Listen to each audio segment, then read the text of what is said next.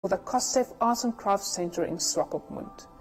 We started our journey in 2009 already, and as part of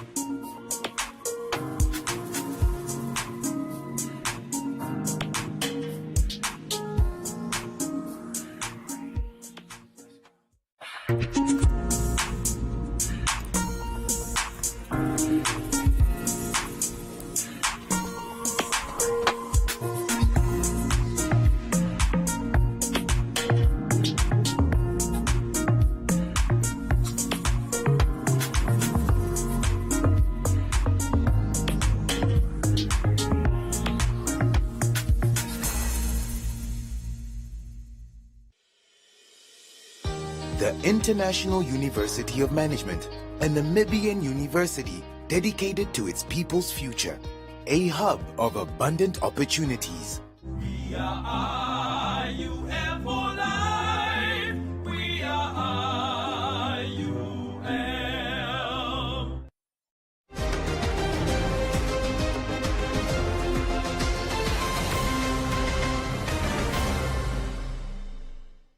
Good evening, I'm Nason Marenga. In the news tonight, public members turn against police in pursuit of suspects. City of Windhoek deploys measures to address faulty crematorium. Windhoek East elderly residents receive Christmas hampers. Avoid crossing riverbeds during heavy downpours, warns City of Windhoek. And Business on One, Comments Corner, Sport and the weather.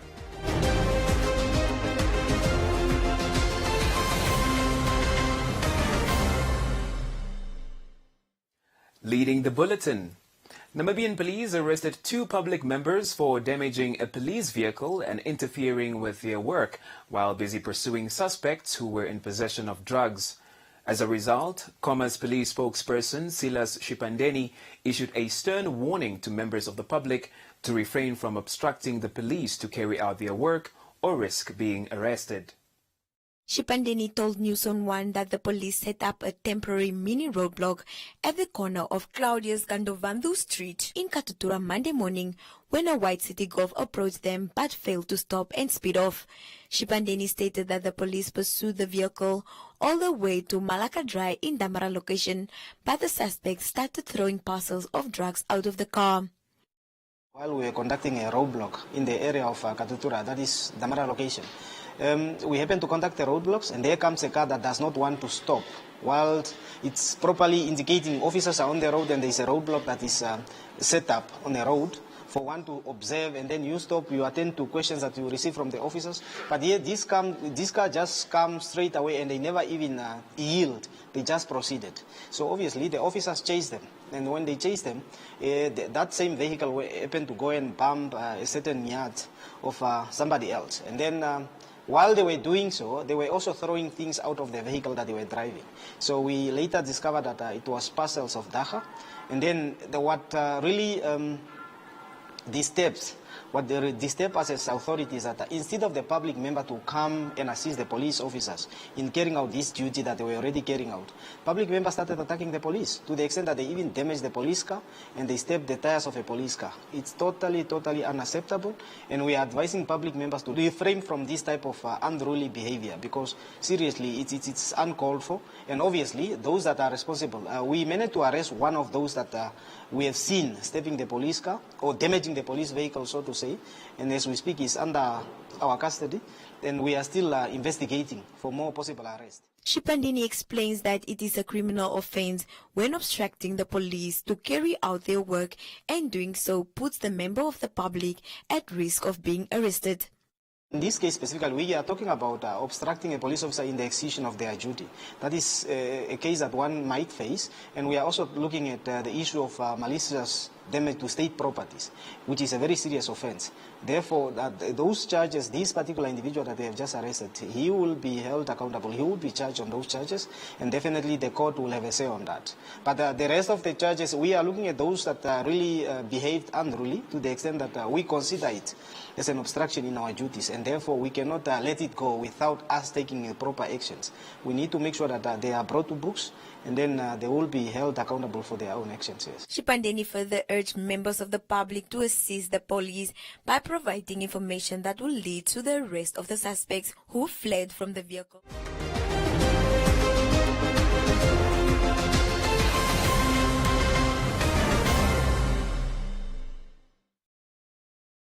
There are data deals.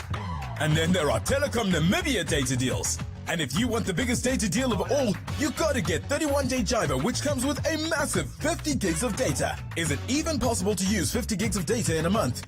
You tell us. You also get 1,000 voice minutes and 400 SMSs. To get your hands on 31-day Jiva, dial star 130 star 780 hash and enjoy a month of mega data. Whoa, that's a lot of data, minutes and SMS. How much is that? Must be expensive. No, it's only 185 Namibian dollars excluding VAT. T's and C's apply. Telecom Namibia. Sharing your world.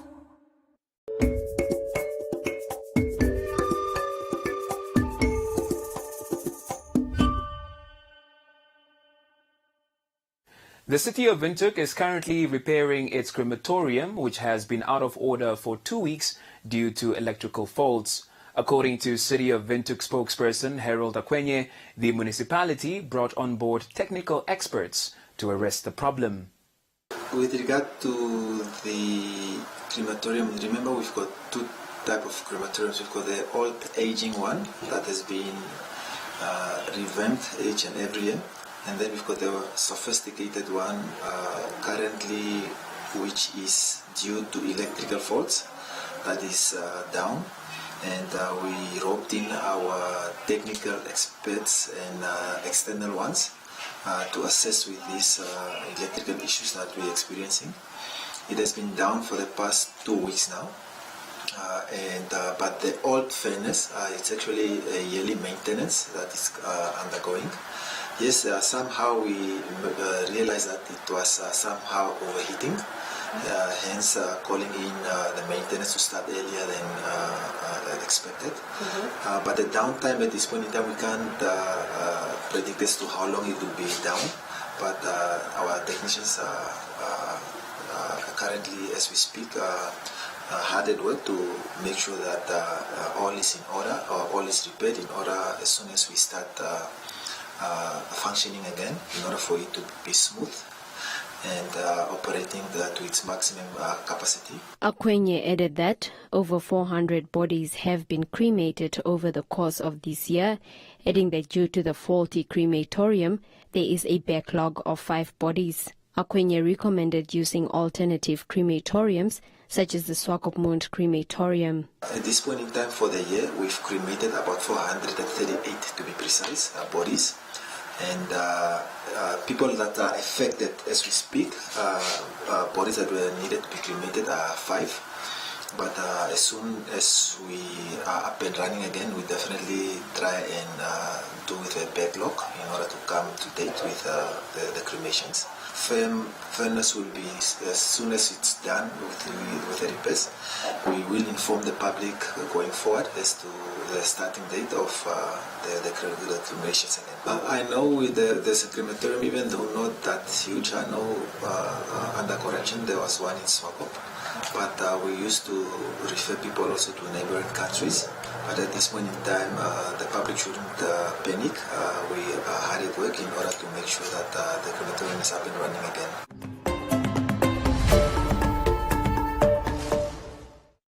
The Commerce Regional Council handed over Christmas gifts in the form of hampers to the elderly members of the Windhoek East constituency to recognize the role that elderly people played in developing the country. Gausep said this kind of gesture from his office is an effort to assist those who are vulnerable and will assist the families to accord their deceased members a decent burial.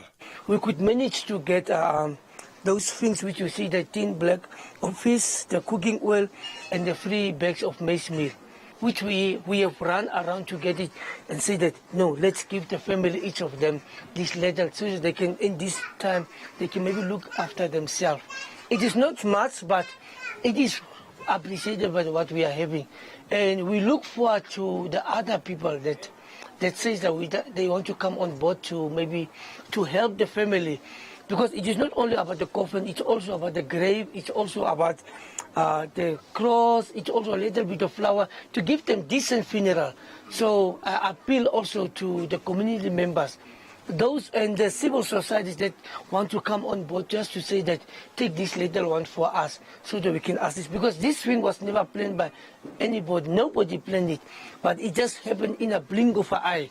And it was so terrible. As you can see that even Venil Park, which is very well off, was also flooded.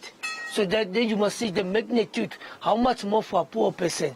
So that is why I'm appealing also as an honorable councillor and also as a resident of Katutura East and as a leader of Commerce region to other people also to come on board to assist wherever they can do. Family members thanked the councillor for the donation and further appealed to the public for further assistance during this difficult time.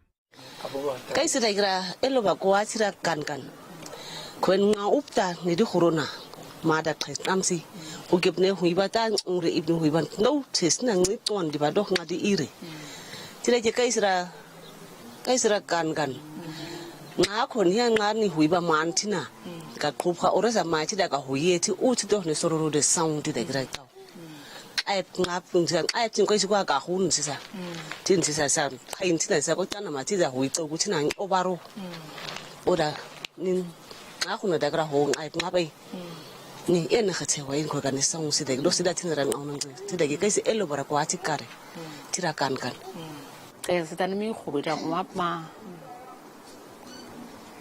ha ba tan ngira ha ti tha ko khoi wai am si kan sara ma o ti kam chu nga ko kuin ai suwasa hanu ba khutara kan ku sara ma tira khajira kan tin tan wan amse khajira kan khwe kan ta sa song khai ba ma khai amse ira kra kan take choi khu to ma mi tane pe kan. The councillor called on business community, government and the public at large to come on board and render their support.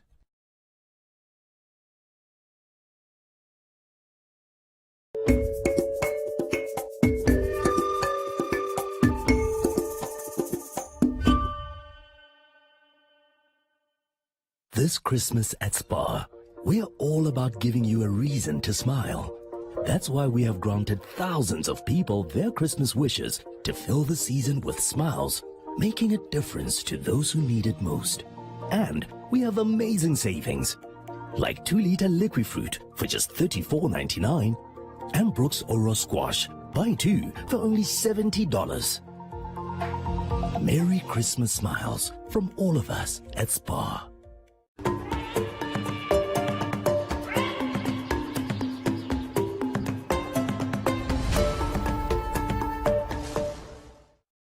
City of Windhoek spokesperson Harold Akwenye has cautioned motorists and members of the public to avoid crossing riverbeds when there is heavy rainfall. Akwenye stated that the tragedies brought on by last week's flash floods, such as the drowning of 5 homeless children, loss of vehicles and damage to properties, can be avoided in future if the public heeds these warnings. Akwenye told News on One that drivers are advised not to attempt to drive through riverbeds during heavy downpours, regardless of whether or not it looks shallow compared to the height of the vehicle. I remember me driving a bakkie, seeing during the flash floods. I make sure that I don't even attempt with a 4x4 to go through those waters. It is deceiving. Water does flow strong, even though they look as if they are just a slow flow. And also make sure that you rather park your car or take alternative routes during those heavy downpours of flash floods. And most important that we advise drivers is rather just to be stationed or take the higher routes on higher grounds to reach your destination. And during when you're at home, especially in the informal settlements, we were giving out sandbags from our disaster management department. You can contact Chief Kapia, who's responsible for that. It's something that was mentioned to assist those houses in dangerous areas, especially in riverbeds, to make use of those sandbags and in order to divert the water going into their houses. Akwenye proceeded to say that houses built in riverbeds at informal settlements are especially at risk of being swept away by flash floods. However, the chief of the Disaster Risk Management Department of the city of Windhoek has come up with some measures to assist in these areas. Our crew from the disaster management also came up with to deepen the rivers and to make sure that the river flow away from the residents who build their houses in riverbeds. And we also want to caution those who grabs land and build within the riverbeds. It is illegal. You are grabbing and you are illegal at those spots. We decided to take up, especially early next year, to make sure that to enforce those that are in the riverbeds to be removed and to be moved on higher grounds, or identify spots where we're going to be placing them, because we can't be we can't be having our own people risking their lives and also losing life in those processes.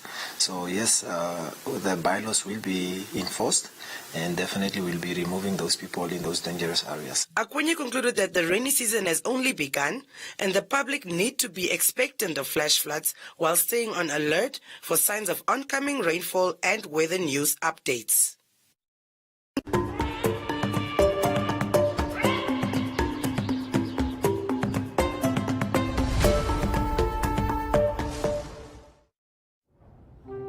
Growing up in a big family, there weren't always enough seats at the table, so we started eating on the floor so that we could enjoy our food and cokes together. I kept that tradition in my own family to remind us that the most important part of any meal is being together.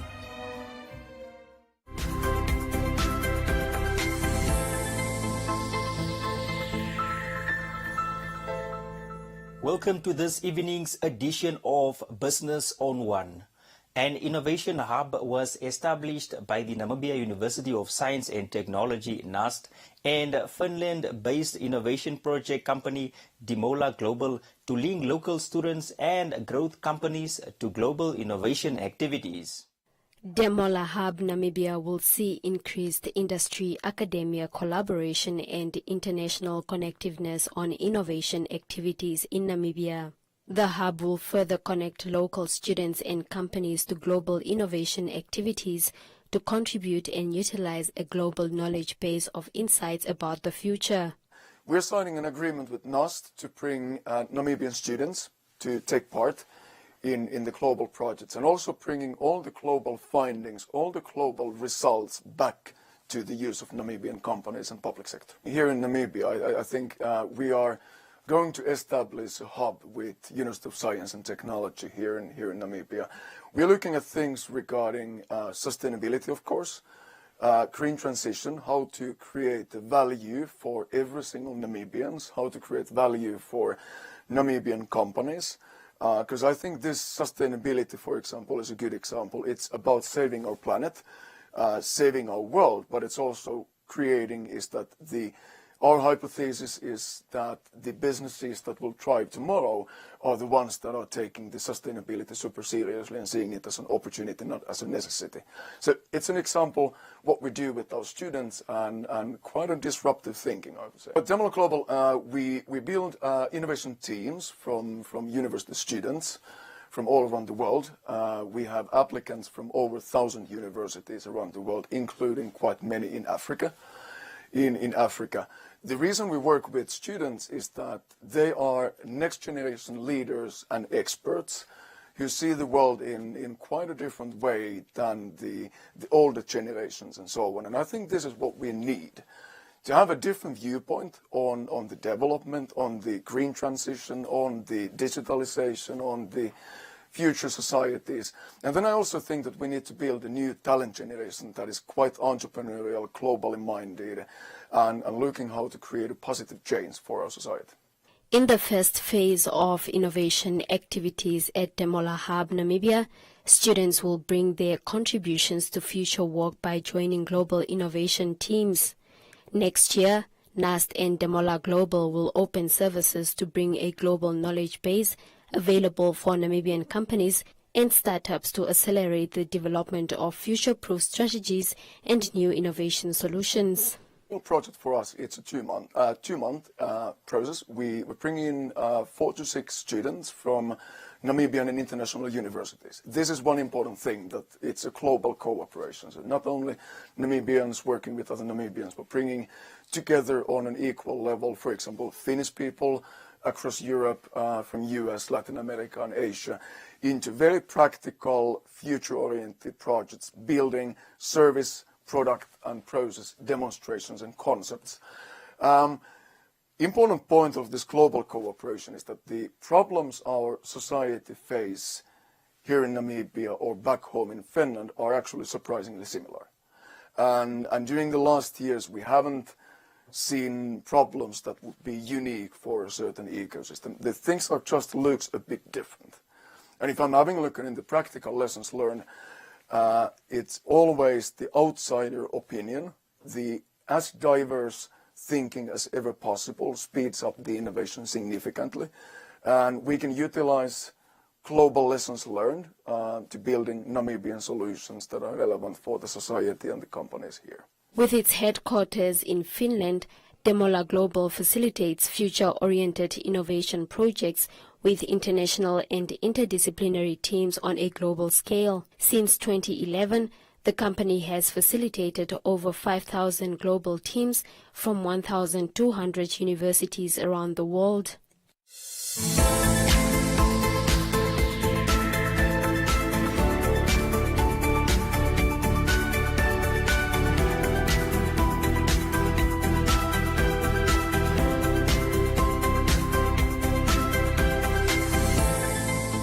That is all we have for you. Be sure to follow us on our social media pages for more on business news.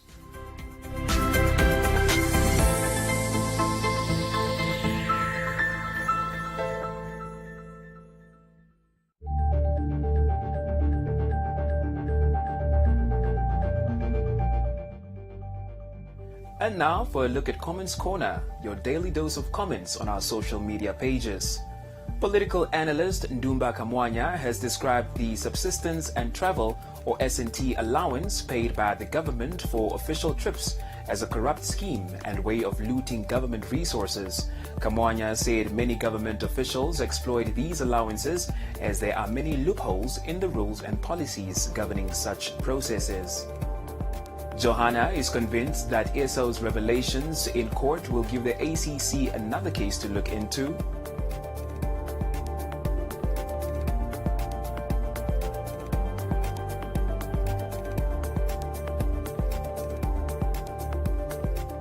Ebenezer said the former fisheries minister should be kept in whistleblower protection for telling the truth. Maya said she will not be told how to budget by those who get free money from trips. Jonah wants Bernard Esau to remain in custody because he is only speaking out now. According to France, law enforcement officers have been saying this for many years. That is all from Comments Corner.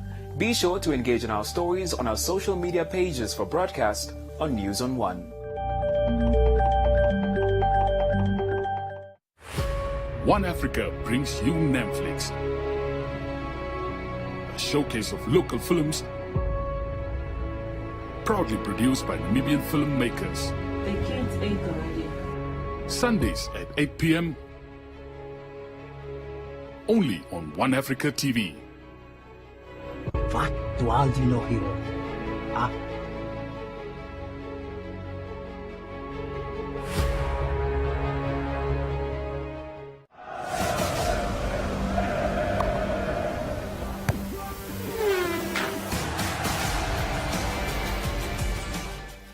And now, let's have a look at some sports news. The head coach of the Women's Hockey Fives, Erwin Handura, recently undertook youth development campaigns at various primary schools with the aim of feeding young players into various national hockey teams.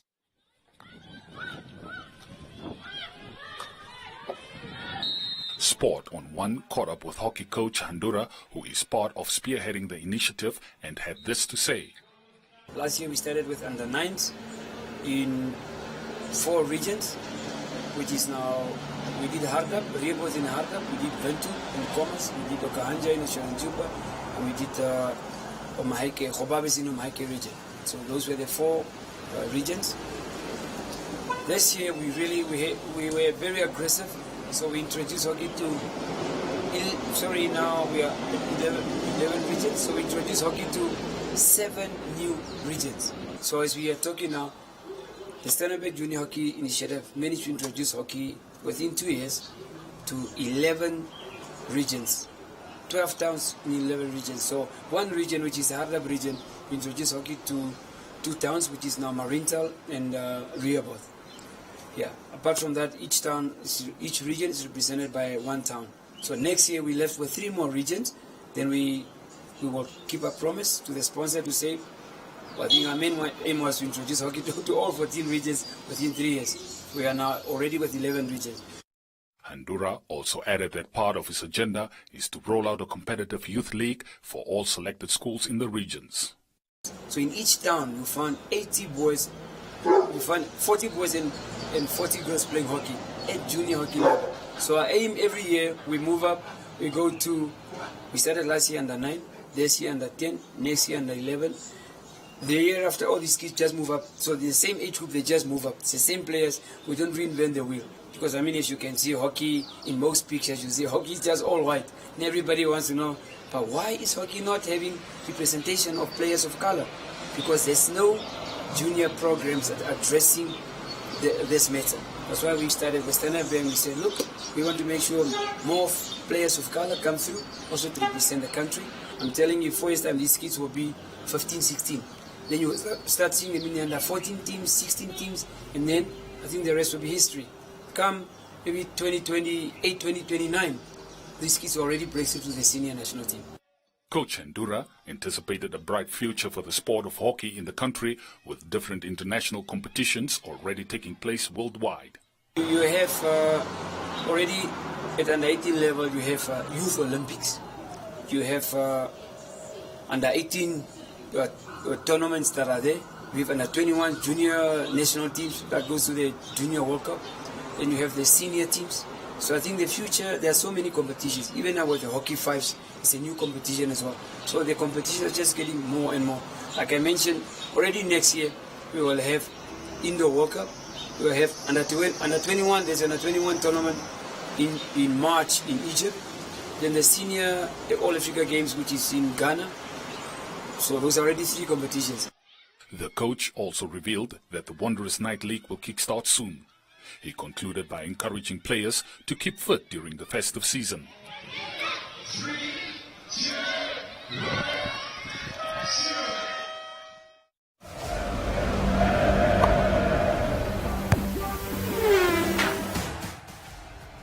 That's all the sports news we had for you. Please stay tuned for the weather forecast.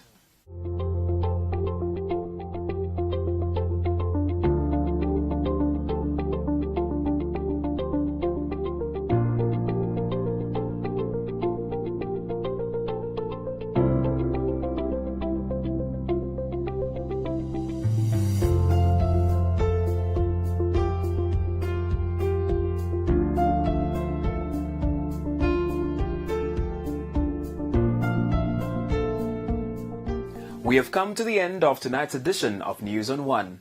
Don't forget to follow us on our social media platforms. From me, Nashon Marenga, and the rest of the team, it's good night.